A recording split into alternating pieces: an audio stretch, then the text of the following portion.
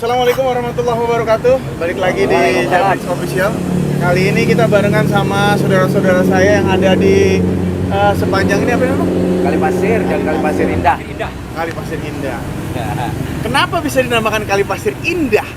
Itu tanya. Bapak ini jawab. Oh ya, kenalan dulu. Kan ada pepatah mengatakan tak kenal maka ta'aruf. Marilah kita berta'aruf. Iya. Abang? Oke, nama saya Robi. Robi. Ropi. Oh, Robi. Ropi Syaropi. Robi Syahropi. Kemudian di sebelahnya, Bang? Roy Koper. Wah, Roy Koper. Ini sebagai pawang curut ya? Awang segala macam. Bapak mau izin, Pak? Saya Rudi. Wah, Rudi. Pak RT. Pak RT. Pak RT Rudi. Oh, RT Rudi. Bapak Iya. RT mana? Ini saya RT 1, ini RT 2. Oh, RT 1, RT 2. Nah, ini Pak RT 3 pasti. RT 10 itu. Bapak siapa, Ini Pak? boleh nemu. Ini RT 1 Saya nih. M. Hah? Saya M1. Oh, enggak, saya mau namanya banyakan. Nama M doang. Yang banyakan dong. Jadi Encat. soalnya udah segitu, Pak. Segitu Nah, doang. kalau banyak-banyak nanti tumpengnya banyak, Pak. Oh iya, oke. Dengan Bapak RT Budi. Pak RT Budi. Oke, tadi Pak RT Budi sekilas sudah menjelaskan kenapa tempat ini dinamakan Kali Pasir, Pak RT Budi. Ya itu saya nggak tahu, Bapak ini nih yang bicara. Ayo silakan Pak. Justru saya maunya Pak Budi Oh, dulu. Pak RT ini Oh, dulu. Bangga, Pak. Silakan, Pak. Kalau Kali Pasir mah dari dulu itu dinamakan Kali Pasir. Dulunya itu di sini, Ya. di sini kan kali ini di bawahnya itu bukan lumpur, pasir. Bahkan di babakan di ujung sana sampan itu bawa pasir juga ke sini sampai ke sana tuh.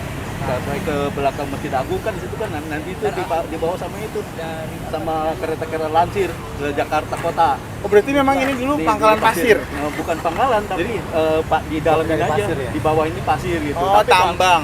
Pangkalan pasir mah dibabakan di sana pengalian itu. Nah, di sini nggak ditambang, nggak yang dibabakan diambil. Oh, diambil hanya transportasinya lewat sini. Jadi makanya kenapa daerah di sini disebut Kali Kali Pasir. Pasir, iya. Dan ternyata di tempat ini ada satu yang menarik. Mungkin selama ini teman-teman taunya Tangerang itu hanya Al-Azham sama Masjid Agung.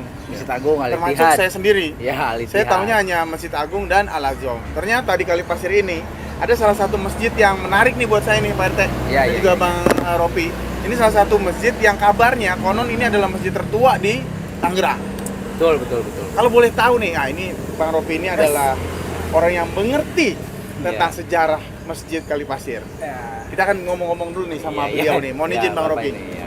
Saya Bapak cuma itu, pengen ya. tahu sejak tahun berapa sih sebenarnya Masjid Kali Pasir ini dibangun, Bang? Dan awalnya seperti apa? ya, sebelumnya gini, kalau misalkan dibilang mengerti ya, saya sebenarnya nggak mengerti juga ya. Sebenarnya memang kalau misalkan dibicarakan itu ya, saya juga dapat dari orang tua dulu dan para sesepuh dulu. Jadi memang masjid ini bisa dikatakan masjid tertua karena memang sudah umurnya cukup lumayan tua. Itu sejak dari tahun 1608 itu sudah terjadi bangunan seperti ini. 1608. Tapi sebelumnya, sebelum 1608 itu daerah sini tuh memang sudah ada pemukimannya yang disebut dengan patilasan dari seorang menak dari Galuh waktu itu. Oh, persinggahan ya boleh dibilang gitu. Kalau dibilang persinggahan mungkin iya. Oke. Tapi beliau juga menetap di sini juga untuk beberapa waktu Ya. dan mendirikan satu tempat untuk ibadah seperti itulah. Ya. Itu di sekitar tahun 1400-an. 1400 beliau sudah ada di sini. Ya. Dengan masjid ini sendiri dibangun 1600. 1608 Oke. untuk bangunan yang sudah terbentuk seperti ini ya. 1608. Sudah berupa bangunan masjid. Iya. Mungkin dahulu awal-awal ceritanya itu dia masih berbentuk seperti Musola. bukan kayak panggung. Gitu. Oh, Awal-awal oke. ada itu seperti panggung. Berarti memang tadinya ya memang untuk beliau beribadah, beliau Iya, sendiri tuh ya. betul. Ngomong-ngomong soal tadi di sini dari dulu sudah ada pemukiman. Kalau kita lihat kan ada beberapa tempat di sini saya lihat rata-rata etnik Tionghoa nih. Apakah, nah pertanyaan saya nih, apakah pada saat tapi penjelasan siapa tadi namanya Bang Budi? Bang Yopi? Ya. yang datang ke sini tadi siapa? Dari Galuh itu Ki Tenggerjati. Ya kita sebutnya Ki Tenggerjati. Ki Tenggerjati. Pada saat Ki Tenggerjati ke sini berarti masyarakat di sini belum memeluk Islam atau seperti apa? Karena saya lihat di sini banyakkan etnis Tionghoa nih daripada ininya pribumi. Gimana Bang? Jadi gini, kalau misalkan dalam bahasa Sunda itu ada yang namanya Leuweung Mindi. Leuweung Mindi itu Pergi ke gunung. hutan, hutan atau yang masih kosong, Oke. yang masih belukar lah istilahnya seperti itu. Nah, jadi beliau itu datang ke sini memang niatnya, kan beliau salah satu dari muridnya Syekh Subakir Oke. yang di Jawa Tengah itu. Nah, beliau itu mengajarkan Islam. Dan kadang pada saat itu memang kondisi di Pasundan itu sendiri masih wiwitan. Iya, Sunda Wiwitan. Iya, Sunda Wiwitan. Tapi karena Sunda Wiwitan itu kan dia ke Sangyang Widi ya, Iya. ya istilahnya Lebih ke alam lah. Satu ya. Iya, betul. Yang lebih cenderungnya ke alam. Ke alam, betul. Ya, akhirnya itu dapat diterima gitu. Walaupun memang di sini pada saat itu belum ada pemukiman sama sekali. Oh. Nah, kenapa saat ini banyak Tionghoa atau pemukiman Tionghoa pada saat itu? Karena memang itu sejarahnya berawal dari kedudukan POC. Iya. Di zaman itulah baru mereka mulai Datang dan menetap di Tangerang. Nah, ini ada satu hal yang menarik yang saya dapat dari salah satu situs bersejarah, bahwasanya masjid ini dibangun berbarengan dengan Buntek Bio. Betul atau tidak tuh Mas Yopi? Seperti apa penjelasannya? ini karena gini loh. Karena saya ada satu yang saya sempat apa iya gitu, itu dibangun berbarengan di tahun yang sama. Sementara tadi cari penjelasannya 1600 itu baru dibangun. 1400 berbentuk seperti petilas atau langgar kecil lah katakan. Gimana nih Bang Yopi sebetulnya? Memang kalau misalkan perjalanannya kan cukup lumayan sulit ya, panjang ya. Betul. Untuk diceritakan. Tapi kalau misalkan dikatakan bersamaan atau berbarengan, menurut kami yang kami dapatkan dari literatur yang kami punya itu tidak ada referensinya. Oke. Karena gini, yang kami tahu mereka itu tahun 1684 itu kan terjadi perjanjian antara Sultan Haji Banten dengan POC pada saat itu. Dengan batasannya pinggiran kali Sidane ini menjadi batasnya. Oh. Yang seberang sana itu punyanya Banten, yang sebelah sini punya VOC. Gitu. Dengan kondisi seperti ini, secara tidak langsung mereka yang dari Batavia itu memang diundang oleh VOC itu untuk mengambil atau membeli tanah-tanah yang ada di Tangerang. Akhirnya banyaklah tuan tanah yang seperti itu. Yang mereka awalnya pada memiliki daerah kunciran. Oh, mereka awalnya disebutkan kunciran, jadi orang-orang itu kuncir. Oh. Awalnya mereka menetap di sana. Gitu. Kunciran itu ternyata orang-orang yang berkuncir. Ya. Kayak film-film kungfu loh ya. Nah, iya. Sama Mejetli begitu potongannya. Oh gitu benar. Karena di sana tuh gudangnya mesiu.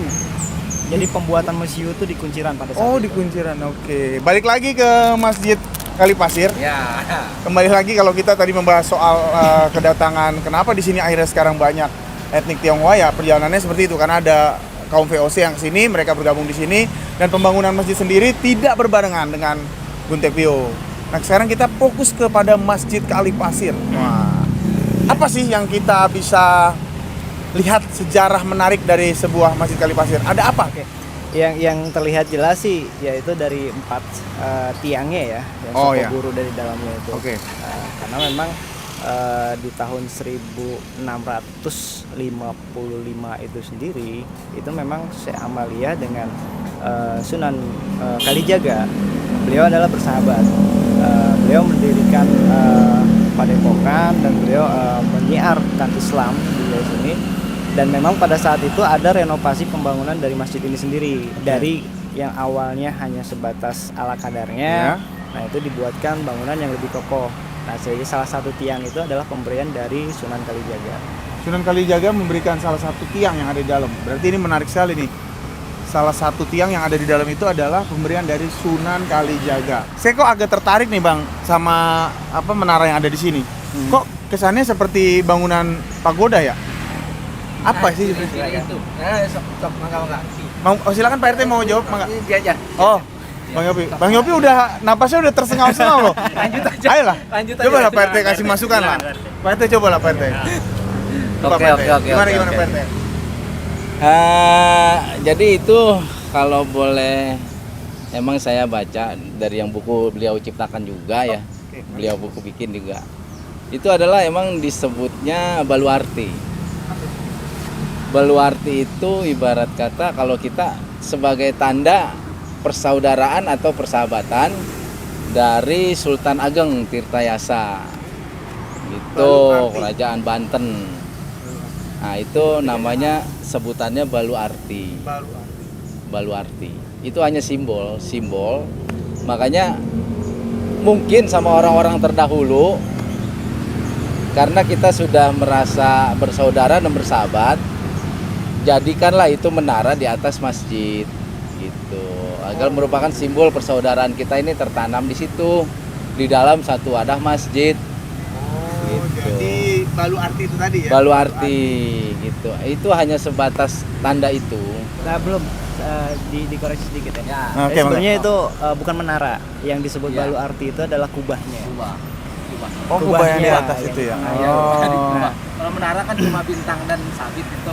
Oh, kubahnya yang seperti pagoda Iya. itu ya? Nah, Baluarti itu ya. Baluarti itu yang tengah tuh, yang Di jadi atas. kubahnya ya. Oke. Nah, lambang simbol menara pagoda itu sebenarnya apa? Sebagai apa? Sebenarnya bukan pagoda ya, karena memang kita sendiri tidak di daerah sini tidak ada yang menganggap atau mengambil dari simbol-simbol apapun. Apapun gitu. ya, oke. Itu karena memang mungkin gini, orang-orang tua dulu itu melihat bahwa bangunan yang seperti ini adalah simbol atau cerminan. Memang tujuannya kan untuk menara. Betul. Untuk orang azan ya? Iya, untuk azan. Hmm. Jadi istilahnya tidak menyangkut ke teknis atau apapun I see, gitu. I see. Yang penting Memang kebetulan Aha. bentuknya Seperti? hampir menyerupai.